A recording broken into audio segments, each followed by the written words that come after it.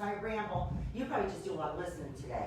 It's live. Cool. You know, because you can sit there and veg, baby. Yeah, it's another episode with Brenda. Yeah, you could just sit there and... Good to see you. Hi, good morning, everybody. So the birds were flying. Today's a good day. Yes. I'm having one of them days, I gotta tell you. You know, like, I'm authentic with people. I feel like, man, I'm getting smashed in it. Grumpy, cranky. Listen, I'm still a grateful person, but I can own my feelings. I don't put them away. No, right? this creates dysfunction. We live in a very robotic Stepford world, unfortunately. You can't feel, you can't show emotion. This creates dysfunction. This creates autoimmune disorders when we stifle ourselves and we can't be self-expressive. We're self-expressive creatures. We like to share.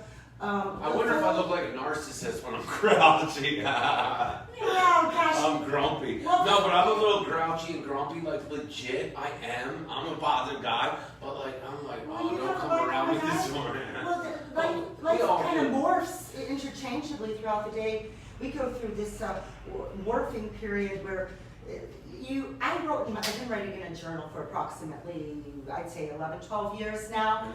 And I write. Great. Journaling is fabulous. It got me through my horrific story, which I'm going to share today. And it will be a little bit more somber in the sense of I'm a very jovial person, as you can see, irregardless of the past occurrences or atrocities or things. You're a grateful person. I'm extraordinarily grateful. I had a miracle moment, one would say, of gratitude this morning, which I'm going to share with the public. But the thing is like I've been discussing with the narcissism, behaviors, it's on a spectrum, and how dysfunction is cultivated within the household. Because God, like I said, doesn't make junk. Children are born innocent. We're like etch-a-sketches when we're clean. We have a clean slate. So whatever, these children are pure and innocent. That's why a lot of people want to recapture childhood. Like if I could only recapture that essence. Well, they say you should have a kindred spirit. A successful person has the imagination of a child and has a kindred spirit. Very nice. It's very true. We want to keep and maintain that throughout when we encounter strife. And hold on to that childlike character throughout into adulthood. As long as it doesn't create an immature adult when it comes to adult decisions. You gotta be responsible, but have that kindred spirit to look at stuff freshly and to expand your paradigms. And that's just the way you think.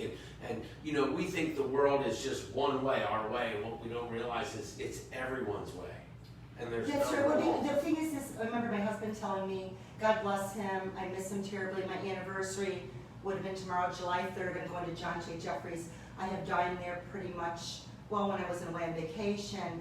Typically, I used to go away with him in the Hamptons in New York. Every year we did vacation. His family's originally from the North Fork of Long Island, so we would go there every 3rd of July, actually, and be there.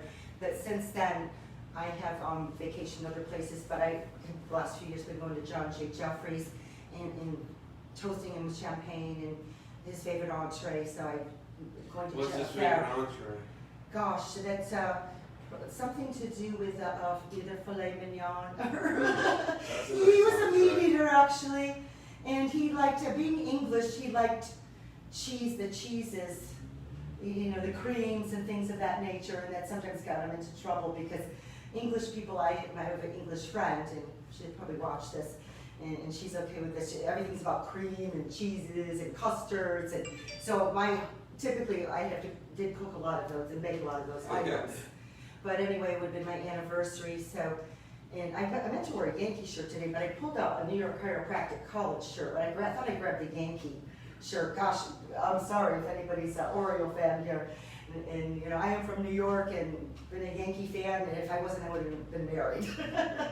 But today is a day where we're looking forward to the weekend, and it denotes freedom, and that is what my topic today is going to be, because I want the public to recognize how in ways we unfortunately have had our freedom stifled when it comes to freedom of speech, freedom of voice. So the topic of conversation I'm going Not to... freedom of food, because people are free to eat all kind of food. Well, that's a substitute. You know, you choose your poison. You know, you choose your poison. I was gonna get French toast before I came this morning. I'm like, no, don't do it. Brenda's gonna. So that is freedom. So you have saying? No, I'm gonna have a banana. Okay, that will be your breakfast. Yeah. But you know, one of the myths people think is I have to eat first thing in the morning. No, it's good for your body to put certain chemicals out when you have an empty stomach, and those are necessary chemicals. So it doesn't matter when you eat, it always matters what you eat. Correct, that's true. And actually it does help the gut to heal, to do fasting. Yeah. Because, because let's face it, that Like machine's the car wash operating inside. 24/7. And when you do it, it's kind of like what you're saying, when you take a siesta or a rest, the intestinal region is very similar, where you want to give that a rest or a respite of all the things that are coming into it. And siestas, one of the main things is it gives your heart and your brain a break, because those two things don't get a break when you're thinking. And this is what meditation does as well. It slows things down. Yeah. Because we're all, the hamster wheel, Americans especially, this is why they're saying a lot of these sedentarians, for instance, in other countries live longer. It's not just, it's the lifestyle and not just the food, like you're saying, because they know how to slow things down. They know how to, with meditative type of activities, such as walking, going out in nature. The food is imperative to one's success. No, I mean, that's a given. But the things that we do with our brain to slow things down, and that lowers the blood pressure. And also, when you do this, you're going to probably seek out better foods too, because when your body's in a more relaxed state, psychologically, you don't really reach for the things of debauchery that may, elevate the blood pressure or be a culprit when it comes to developing potential autoimmune disorders like diabetes. You're a little bit more sensitive to what you're consuming, because it's a form of self-care. It is a form of self-care. So on to the topic today. I prayed a lot I have been praying actually quite a bit about this and reading my Bible, and I've journaled for 12 years. I've been very blessed with being a conduit, I guess is a good way of putting it, and we're all capable of it. I've been spiritual through my whole entire life, and I've had many spiritual experiences. I'm not going to share them today, but I have journaled them all, and it's nice because I guess I've reached out to people and vice versa that are of the same ilk or of the tribe. And it's nice to have that unification and verification and validation, if you will. And what had happened to me here in the past, I'm just going to give you a quick synopsis and not get lengthy with it, but state my version of the occurrence. And I just want to clarify first and foremost, because some people will think, oh, Jesus, girls, she might, she's had spiritual experience, she's a little doo-doo-doo-doo. I'm 63 years old, I take 0 medications, I sleep like a baby, I eat extremely healthy, my energy's through the roof daily, I have 0 aches and pains, I function optimally, emotionally, spiritually, intellectually, physically, and mentally, pretty much 24/7. And I know how to self-care and self-nurture, so that's where I'm at this juncture. I just want to clarify that. And my husband, I'm going to kind of go back and give a quick synopsis. We're from New York originally. I worked in Yonkers in New York City for a while prior to coming down here as my first chiropractic job. We came down to York, a beautiful area. My husband was an avid golfer, he was an athlete, and it was one of the alluring aspects besides becoming an associate. So we came down here, and Tom and I knew each other since we were 4 years old. We went, actually, to the same school with the bell in the center, and he was next door to me because he was Courtenay, and I'm Tomanek, and we grew up in the same neighborhood, and we knew each other since we were 4 or 5, and we were very good friends since we were little children to teenage years. We dated in our teenage years briefly, whatever that is, it's like puppy love. And into our 20s, we reconnected, and then 30, we reunited and eventually got married. It would have been 33 years tomorrow, we would have been together collectively, let's say engagement and marriage collectively. So we came down here and loved it. I started this office back in 1998, 99, maybe it was 2000 actually. It's been 21 years I've been on this corner actually.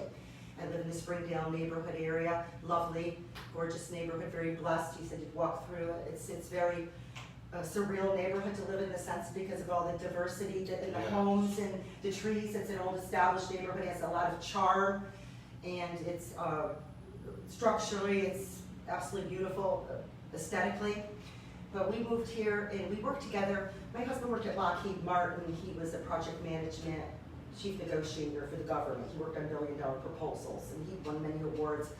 He's extremely efficient man, graduated the top of his class, got class clown and dancer, very gifted, right and left hemisphere wise actually. So we opened this office, and what I loved about my husband was he cared about other people in a sense, because like when he was climbing the ladder at Lockheed Martin, he had told me, I just can't do some of these things to get into executive. It's just unethical, immoral things to get to the top, which I hear a lot with people, and it's kind of like you got to sell your soul a bit to the devil to get to these places sometimes.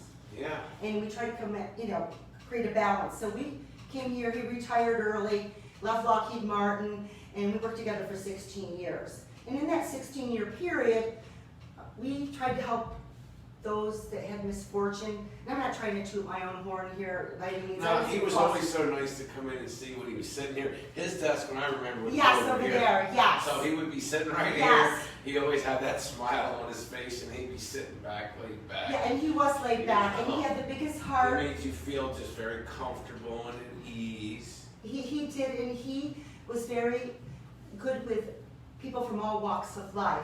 Yeah. I treated people, I was in foster care partially growing up. I was blessed to have my grandfather raised me predominantly. My grandfather was more influential in my life. He was a major in the Army, and he ran for mayor in our town. He didn't win, but he was a very attractive man.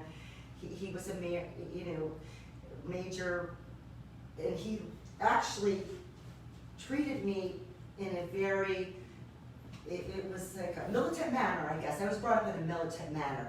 So the discipline was instilled early. I was structured. Yeah. I wasn't allowed to lay in bed like a teenager till noon.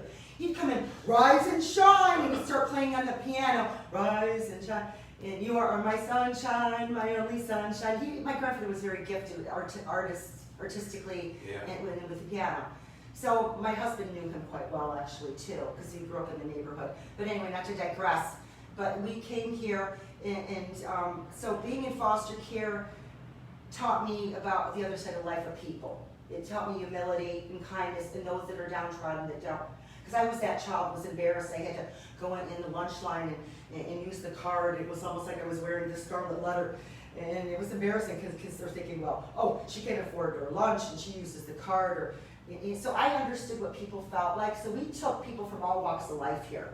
A lot of people didn't. And my husband embraced that too. We would go to people that didn't have very much and sit on a dirt floor and eat potato salad and take water on a faucet. And he did that, and he loved being around people of all types. That's why I loved him so much. And he could hobnob with CEOs of companies. He never lost in Trivial Pursuit either. He was very intellectual. God bless him. He never had to pick a book up, and we never lost a Trivial Pursuit contest when we were playing.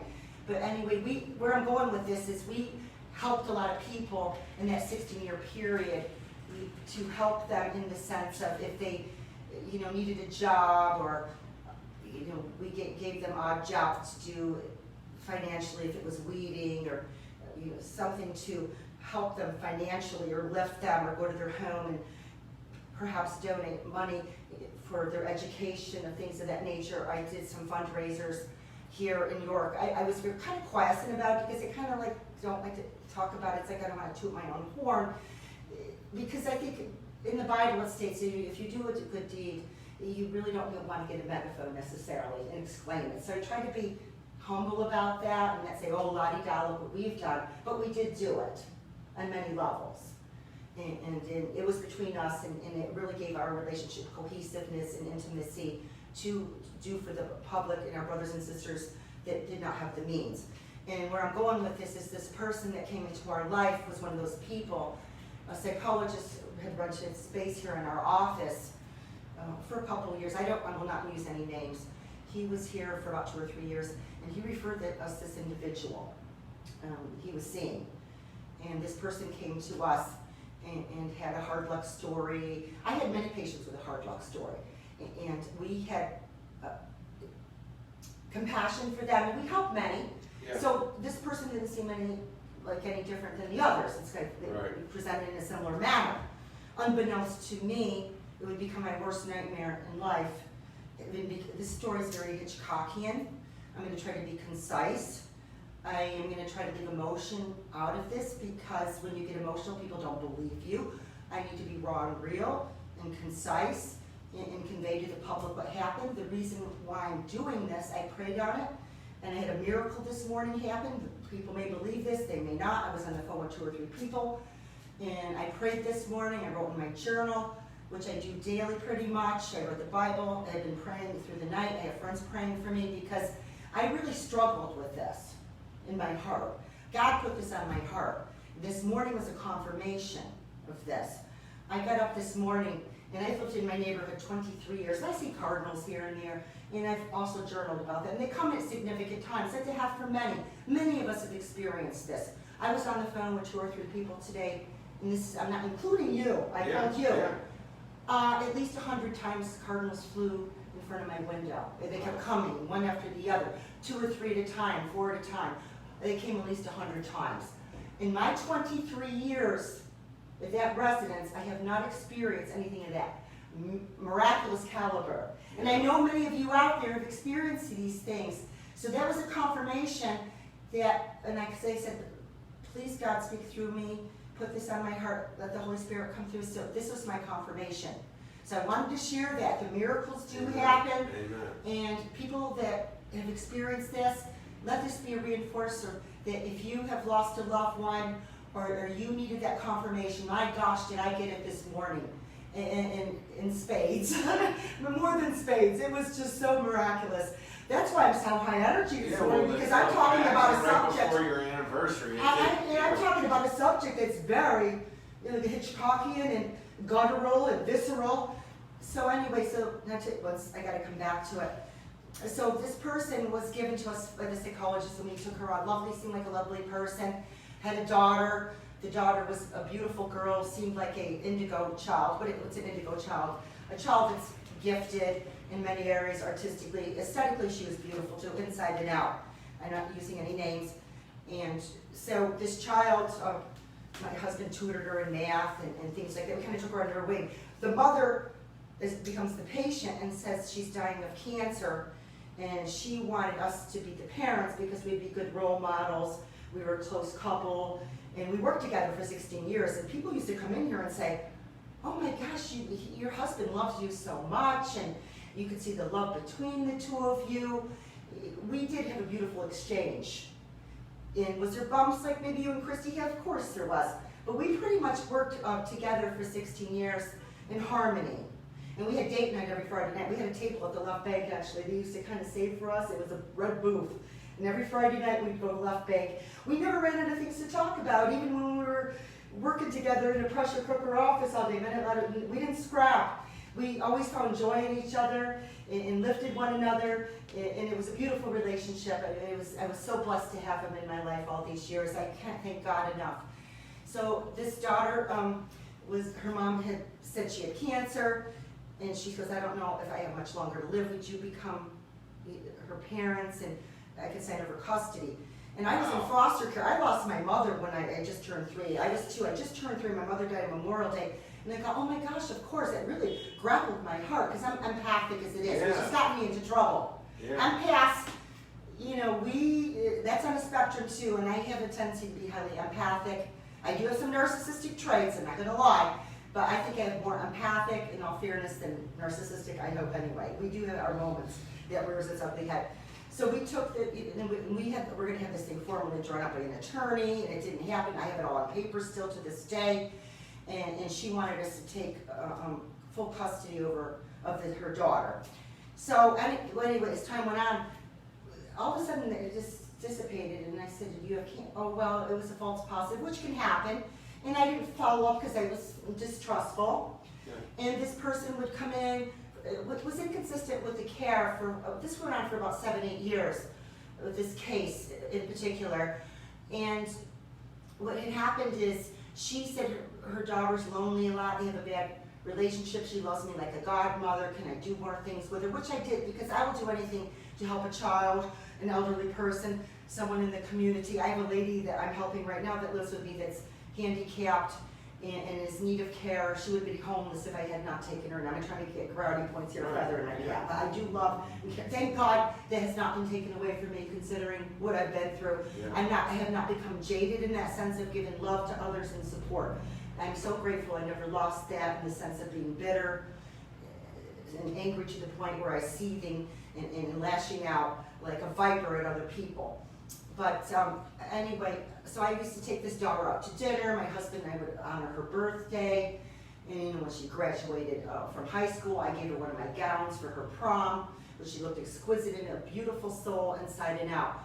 Little did we know, the mother was using this child as a minion or a puppet pawn. And it started to unfold on her, I think it was her 18th birthday. We took her to a restaurant in Ithaca, or not Ithaca, why did I say Ithaca?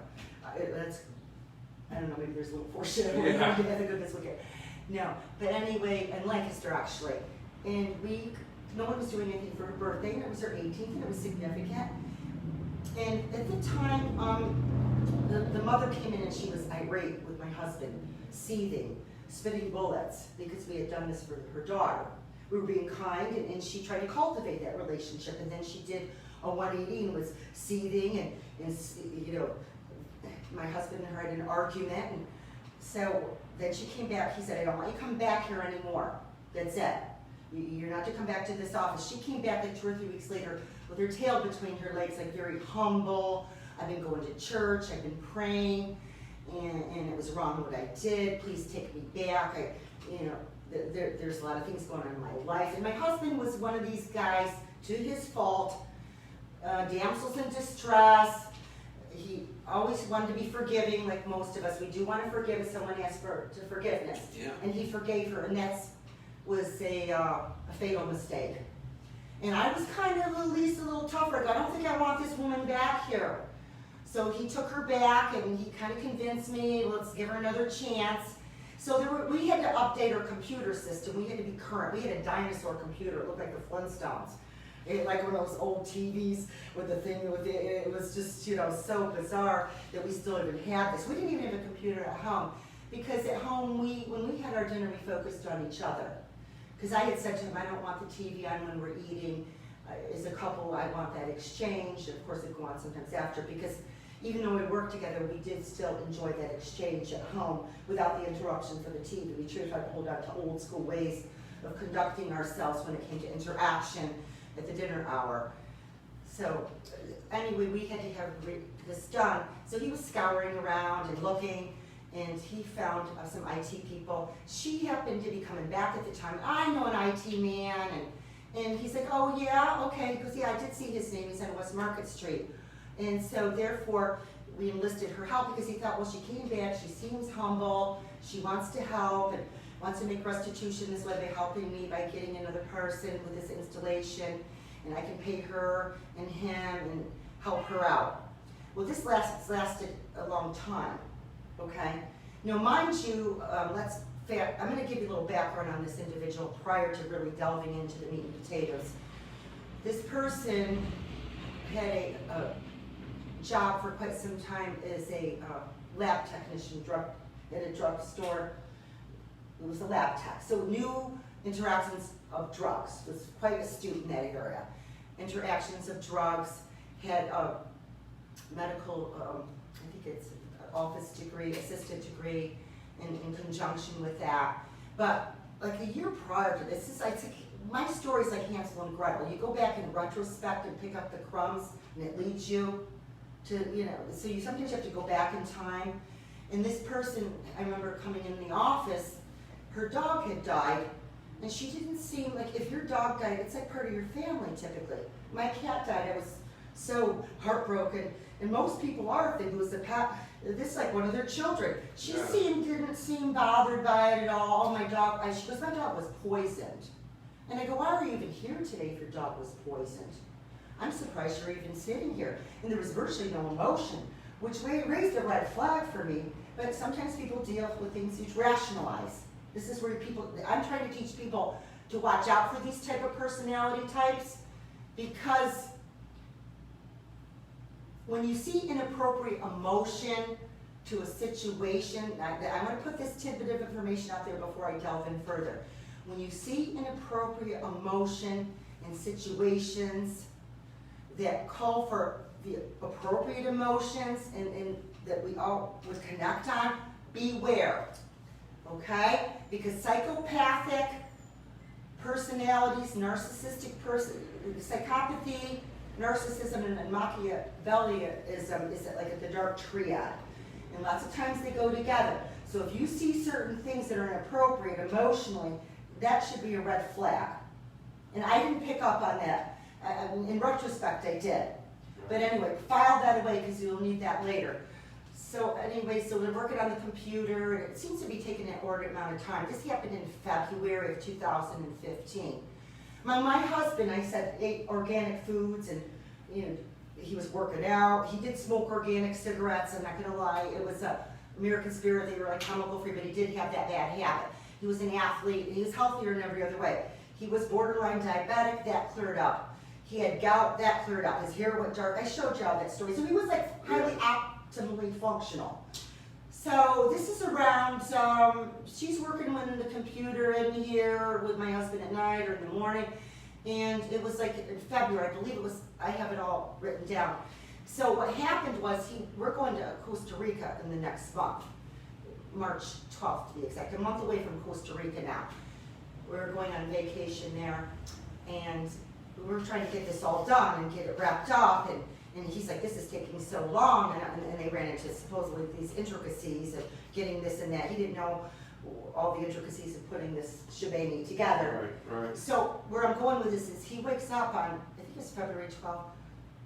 He looks like he's dying. I go, what's wrong with you? I've never seen you like this. And this man, I had a cold or flu in probably 15 years. He had some of the other symptoms to be extraordinarily healthy because I'm feeding him for the most part, and I would see him every day. I thought he was dying. I go, oh my God, what's wrong with you? And he was ashy. He was Brenda, I can't control my bowels. He was throwing up, and I'm thinking, I go, what'd you eat? He goes, I don't know. He goes, this came on. He was so weak. I'd never seen him like this. And I go, I'm taking you to the hospital. I go, if anything ever happens to you, I'll never forget myself. Now, I'm a doctor in the sense of a throaty pulse.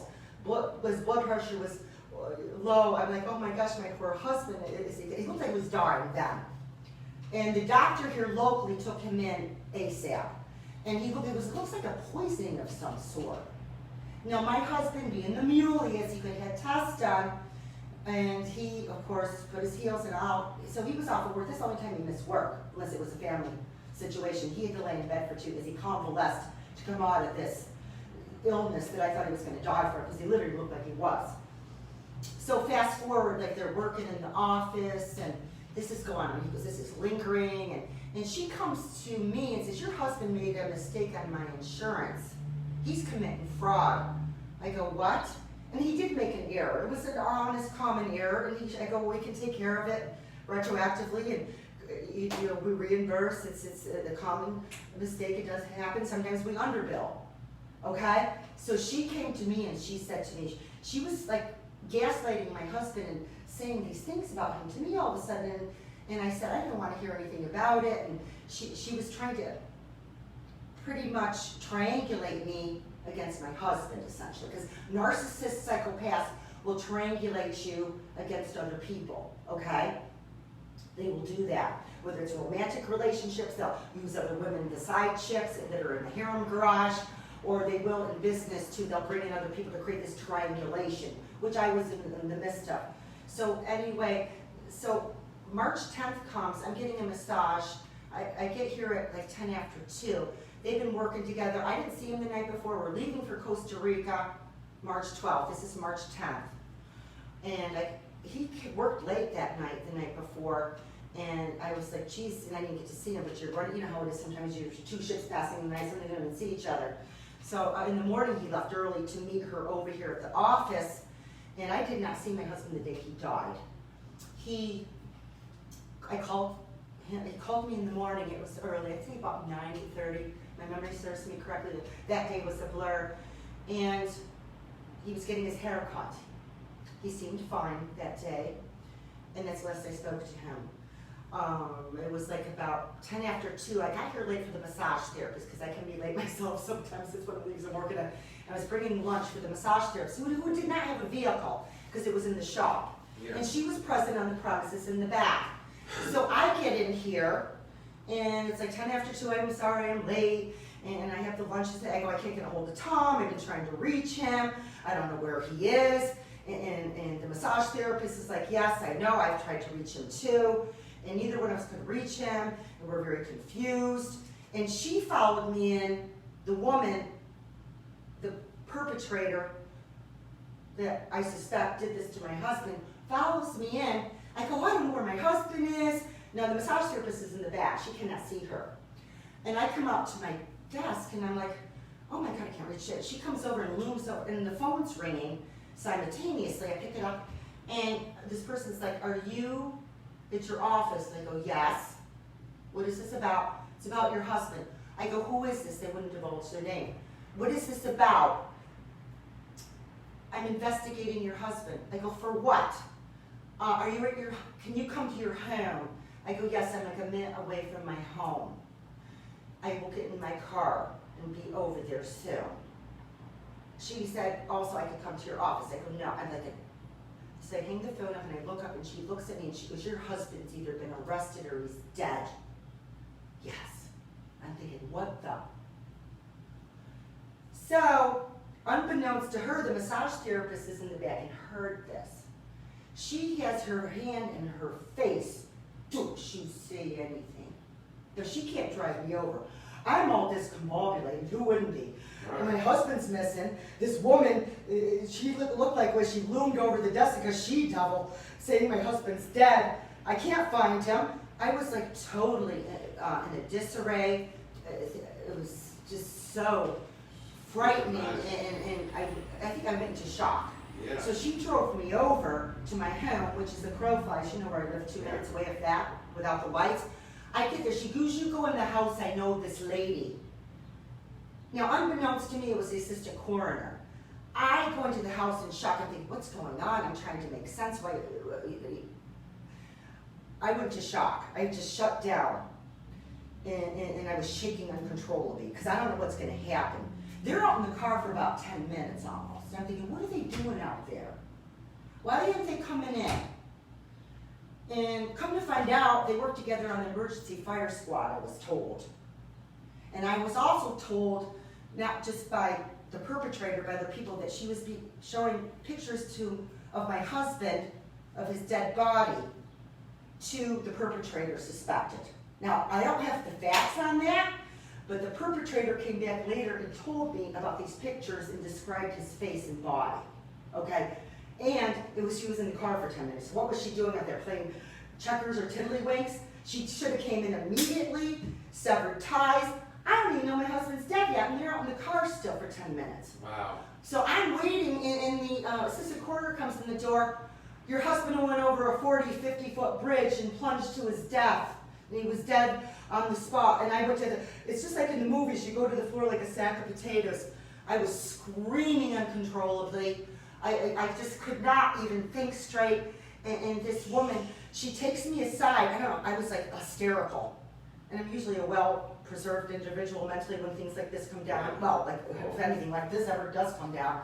And somehow she got me, the suspected perpetrator got me aside, and she goes, you better listen to me, and you listen to me well. She goes, your husband is a criminal wanted in 3 states. She said, he committed suicide. She goes, that was no accident. She goes, he came to me the night before and told me that he was going to kill himself and take his life. And he wants you to sign over power of attorney to me. I go, why would my husband do that? I go, he's so against suicide. She goes, he has a criminal record you don't know about. And he's also been cavorting and doing business deals with embezzling with high-powered attorneys in this area. And I'm thinking, oh my gosh, I'm thinking, do I know this person? I'm like, why would she do this to me? And she goes, there's a lot more. He's a child in another state, you never even knew it. This is what she did to my psyche. It was like somebody came in like a viper and impaled their teeth and then wrapped her like a snake, this Jezebel spirit. And she says, you need to sign over power of attorney, you're going to go to jail if you don't listen to everything I say. He begged for me to take over your office, and I'm to take over the whole office and run it, because he's doing a lot of illegal things here. He's been committing fraud. I found a lot of fraudulent things. That's why I came to you. And she just attacked me. I believe the assistant coroner was getting medication, calling my doctor at the time, because I was hysterical. I went shut down mode because I'm trying to, like a food processor in my brain, it's like someone threw it in a food processor. I'm thinking, why would someone make this horrendous story out. I have a dead husband. They're out there for 10 minutes. She's telling me he did all this. He's a criminal wanted in 3 states. He might have a child. He's embezzling with attorneys. Oh, it gets better. She goes, I have so much more to tell you, but you have to just have his funeral, and we'll get to it, and I'll show you everything on the computer. Now, my head's like I'm spinning. I'm so confused. She goes, if you say anything to anybody, you're going to go to jail. He told me to work with you to help you with this. So I'm going to help you get out of this mess he got you into. So I'm trying to recall the best of my abilities. I'm in shock. I'm trying to process, what's going on. It was horrible. I mean, my God, and I'm thinking to myself, and in the meantime, the assistant coroner saying, do you want an autopsy or not? Now, I have people around me. I did call a few people, and they are present, and they will stand by me with this.